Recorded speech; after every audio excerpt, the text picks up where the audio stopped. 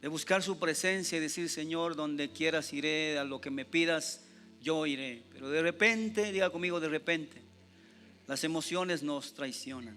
Y vemos a un profeta, considerado un profeta menor en el Antiguo Testamento, cuyo nombre significa paloma sencilla, humilde. De repente estar en todo lo contrario, lleno de orgullo y de vanidad y de presunción, no queriendo obedecer a Dios. En esta época donde hay un Nínive que tiene que oír la palabra de Dios, también los Jonases de Dios se tienen que levantar. Pero esos Jonases de Dios tienen que operar no en su carne, sino en su espíritu. Diga a la persona que está a su lado: así de bien te ves cuando obras en el espíritu.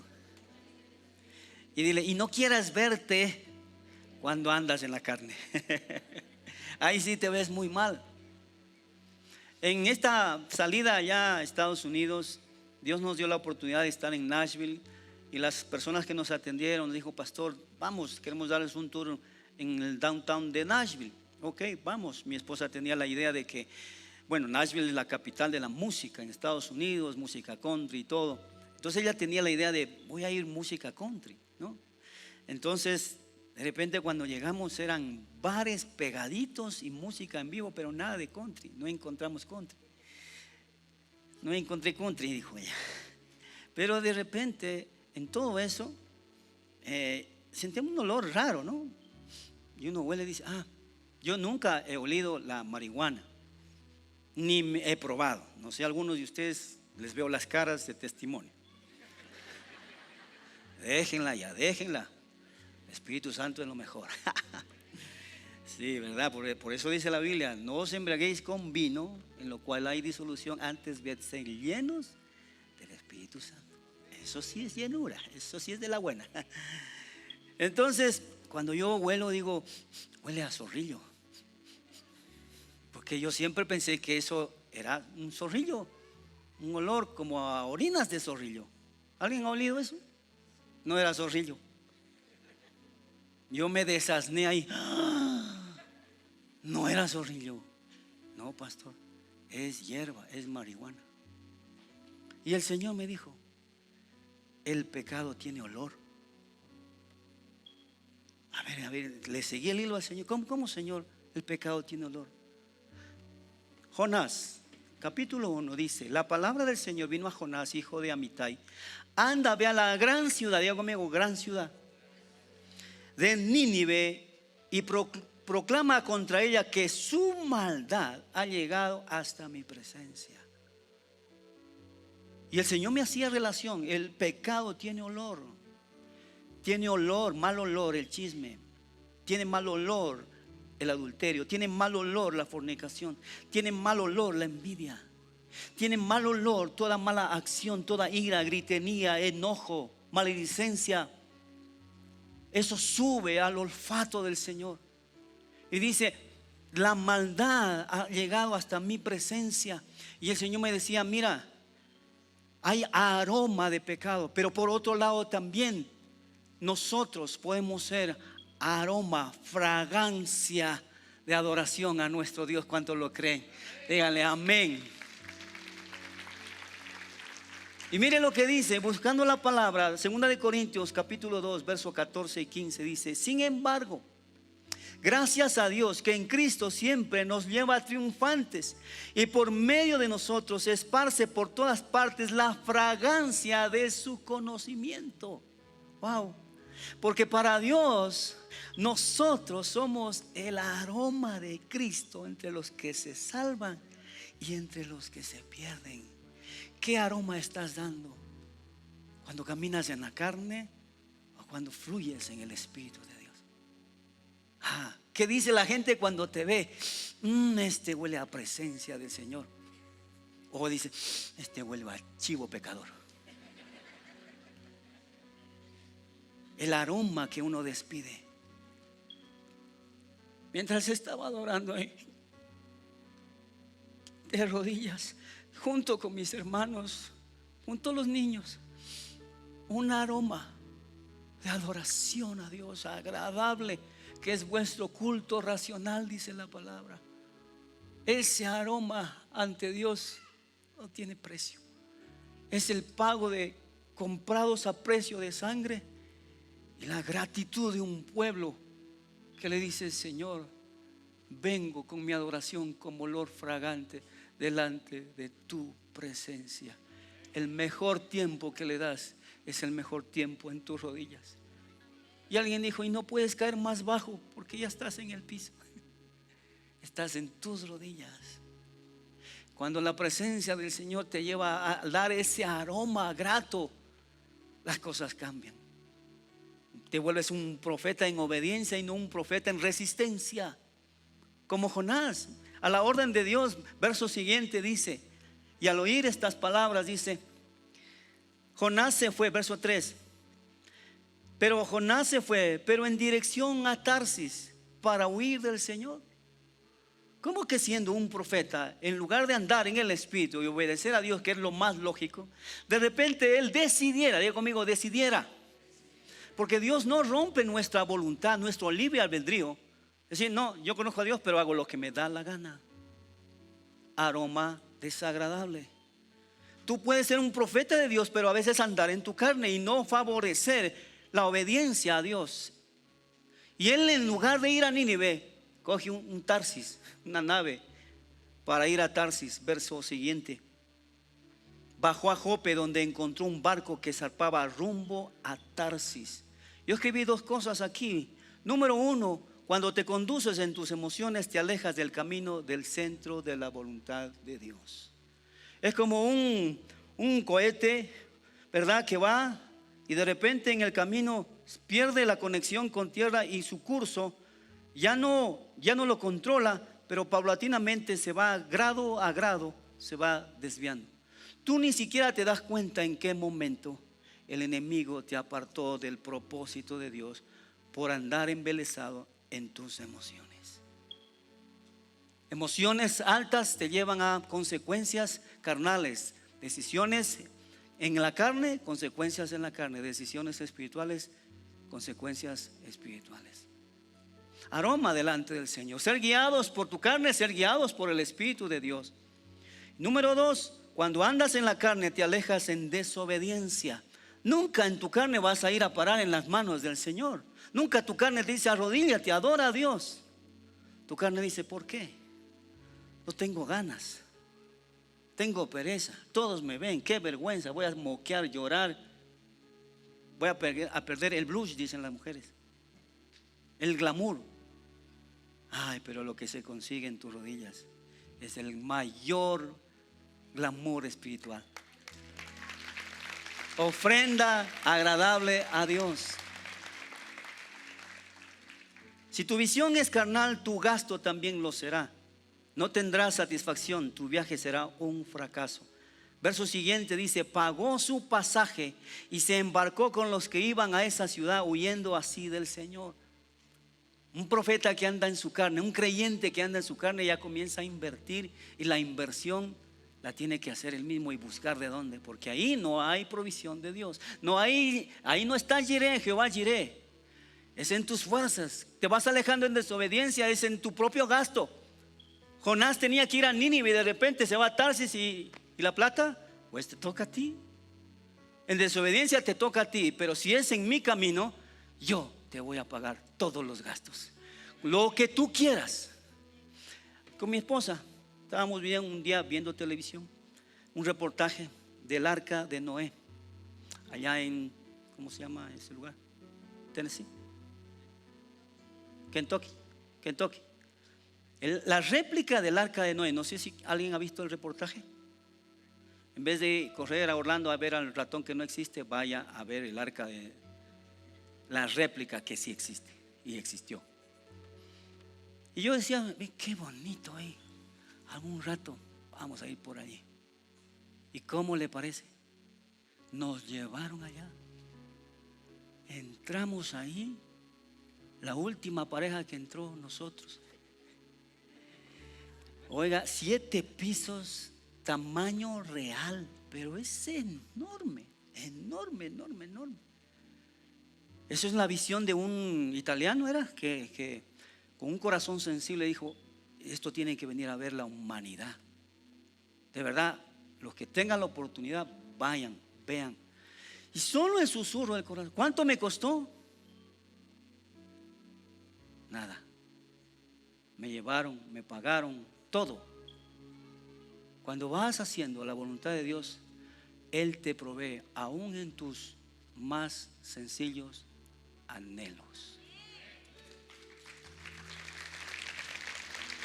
Porque mire, usted dirá, 45 días lejos el pastor. ¿Y cuánto le costó eso a la iglesia? Facturas, recibos. Si usted estuviera en mis zapatos, los mejores restaurantes, los mejores hoteles, y no porque los merezcamos, créanmelo, créanmelo, pero es el concepto de honra y de siembra. Muy mimados del Señor allá, muy, muy, muy mimados. Ahora, ¿quién te habla? ¿Un hombre sencillo? Si ves a Miguel Avilés, pero hay una investidura acá. No por lo que yo haya hecho, sino porque al Dios le plació levantarme como un profeta en este tiempo, junto con mi esposa, esta familia y esta iglesia. No es por mí, como digo, es a pesar de mí. Pero el Señor me decía, así como Jonás: si vas en la carne, tú pagas los gastos; si vas en mi espíritu, yo pago los gastos. Porque el que invita, paga.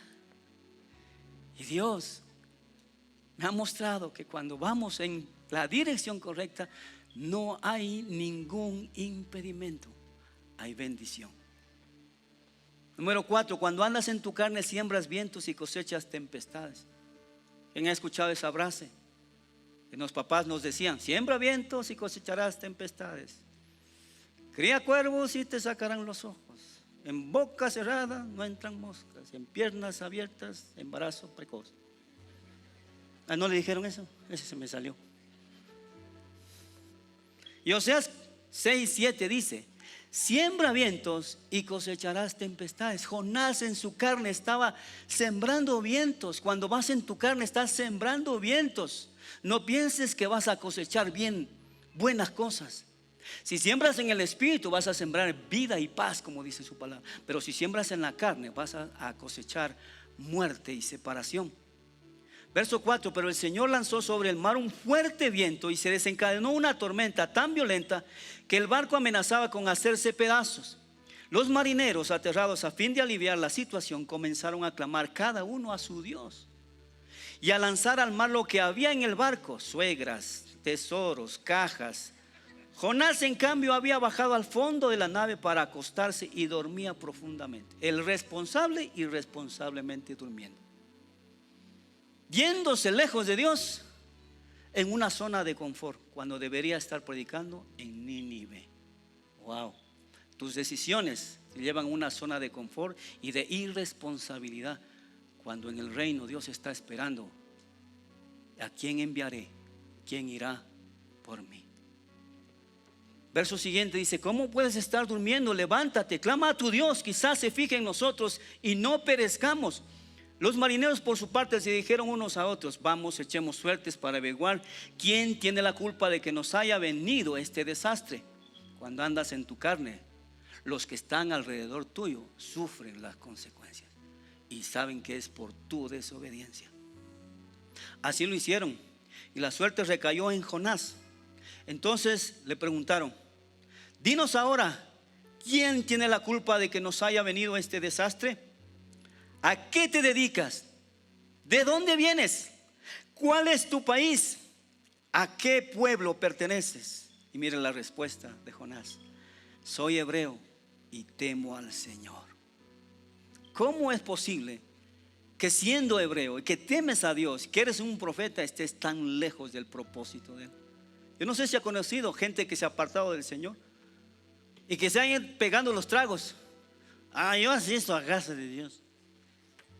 Para que veas, yo tengo un chaleco azul. Y también fui a Legendarios. Nomás ando un poco apartado, pero. Y el que lo está oyendo dice: vuelve a Dios. ¿Qué haces aquí? Yo soy el mundano. Por favor, vuelve a Dios. ¿Le ha pasado? Aquí entre algunos sí les ha pasado. ¿Te acuerdas, Dieguito? ¿Te acuerdas, Guidito? Y ahora juntitos, ¿no? Sirviéndole al Señor. Denme aplauso a estos. Mi equipazo. Ya te acordaste, ya te acordaste. Pero volviendo al Señor, esa es la parte, que somos profetas, pero tenemos que estar en el lugar correcto, con la gente correcta y con la asignación correcta. No cambies tu asignación por una distracción de tu corazón. Por favor, vas en pérdida y otros van a pagar el precio.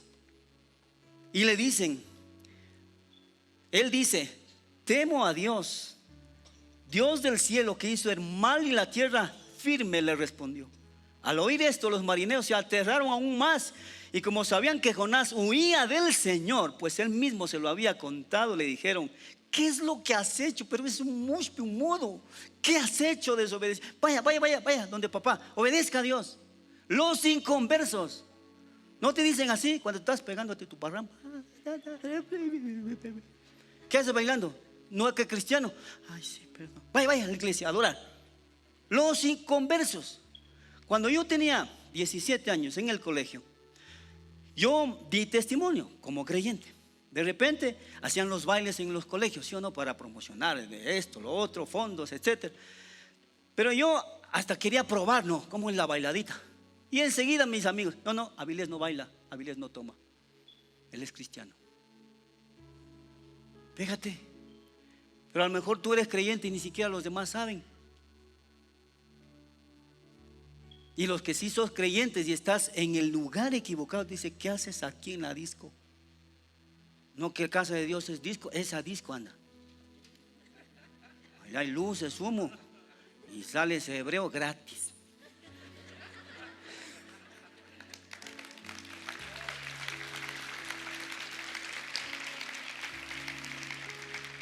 Verso 11: pero el mar se iba enfureciendo más y más, así que le preguntaron: ¿qué vamos a hacer contigo para que el mar deje de azotarnos? Tómenme, dice, láncenme al mar, y el mar dejará de azotarlos. Le respondió: yo sé bien que por mi culpa se ha desatado sobre ustedes esta terrible tormenta. Qué confesión de Jonás.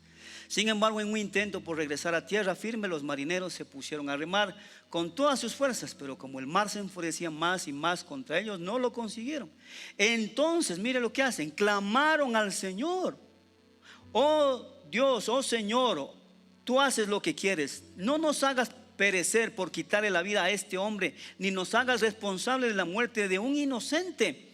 Así que tomaron a Jonás y lo lanzaron al agua, y la furia del mar se aplacó. Al ver esto, se apoderó de ellos un profundo temor al Señor, a quien le ofrecieron un sacrificio y le hicieron votos. Cuando tú reconoces tu asignación, los demás tienen que adorar al Señor y hacer las oraciones que nunca las hicieron. Estos marineros adoraban a otros dioses, pero a ver lo que sucedió cuando lo tiraron a Jonás, el mar se calmó. Ellos dijeron: wow, ese es el Dios que tiene el poder para calmar los vientos y las tempestades en tu vida. Dale un aplauso al Señor.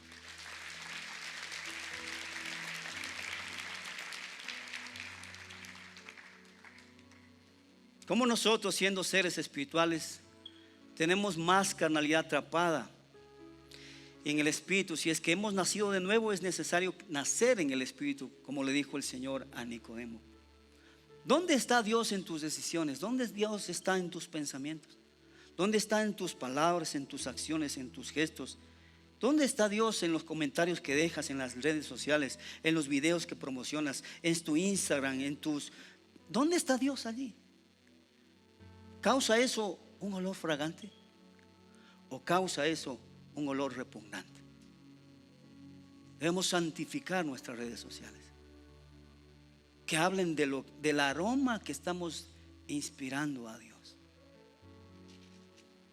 Yo no sé si Jonás hubiera tenido un celular y su página ahí filmando en la panza del pez. Así pues, por desobedecer a Dios, pues,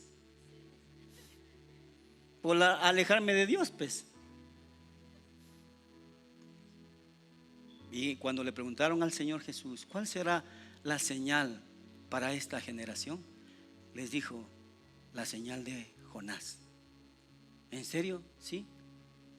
Cuando él estuvo 3 días y 3 noches en el pez, Jesús estuvo 3 días y 3 noches en la tierra, en el fondo de la tierra. Jonás salió, Jesús resucitó. Esta señal le será dada. Jesús es el mismo de ayer, hoy y siempre. Al que hay que adorar, al que hay que servir y al que hay que seguirle. ¿Soy el Jonás que anda en la carne o el Jonás que anda en el espíritu? Póngase de pie, iglesia. Dios te tiene a ti como un profeta, dado a las naciones. Puedes ir a Tarsis o puedes ir a Nínive. Y puestos de pie, yo quiero leer lo que hace el rey de Nínive. Capítulo 4.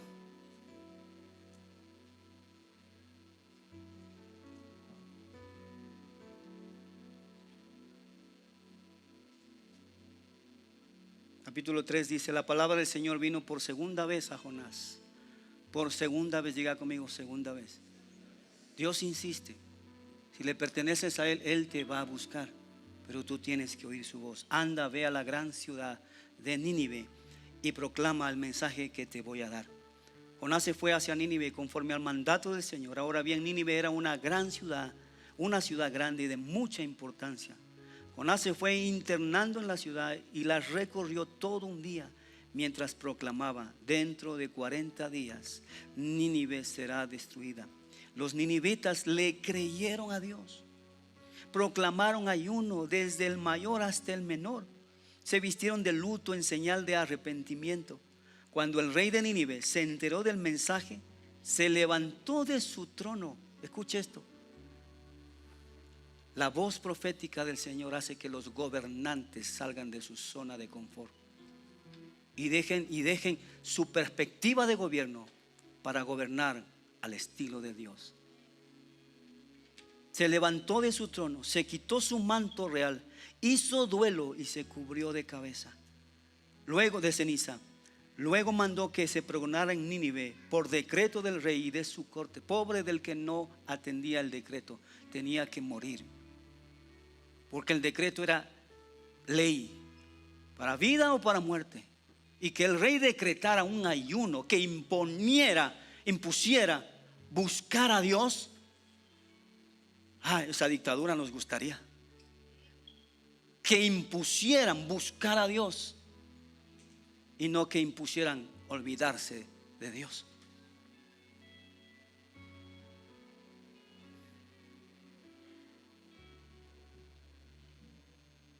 Pregonaran este decreto: ninguna persona o animal, ni ganado lanar o vacuno probará alimento alguno, ni tampoco pastará ni beberá agua. Al contrario, el rey ordena que toda persona, junto con sus animales, haga duelo y clame a Dios con todas sus fuerzas. Ordena asimismo que cada uno se convierta de su mal camino, de esa ofrenda que le molestó al Señor, que le trajo tristeza, y de sus hechos violentos. Quién sabe, tal vez Dios cambie de parecer y aplaque el ardor de su ira y no perezcamos. Al ver Dios lo que hicieron, es decir, que se habían convertido de su mal camino, cambió de parecer y no llevó a cabo la destrucción que les había anunciado. Hoy los cielos se abrirán, algo va a suceder. Yo pedí estas canciones porque es la gloria de Dios aquí. Imagínate lo que para el rey y todo Nínive fue oír la voz de Dios, la misericordia de Dios triunfando sobre el juicio. No importa lo que hayas hecho, cómo lo hayas hecho, lo importante es que te hayas arrepentido y que tu olor de arrepentimiento, tu adoración provocara que Dios cambie de parecer y en lugar de permitir castigo, venga el favor del Señor. Porque los Jonases fueron obedientes, no caminaron en la carne sino en el espíritu. pero hoy los cielos, dijo el rey, se van a abrir. Algo va a suceder. Tú sabes lo que es un niño recién nacido que la mamá tiene que darle de beber, de tomar lechecita, y que le diga: hijito, estos 3 días no te voy a dar nada, porque esto es para vida. Si te doy, morimos, y si no te doy, vivimos. Ese es el ayuno que Dios busca, atraer la presencia del Señor. Y en lugar de alegrarse, Jonás se pone más triste. Yo sabía que eras un Dios de misericordia, ahora voy a quedar mal. Me recorrí todo Nínive y ahora he quedado mal. Jonás, mentiroso. ¿No que decía que iba a destruir Nínive? ¿Y qué le importaba a Jonás si él solamente era un profeta que tenía que dar la palabra?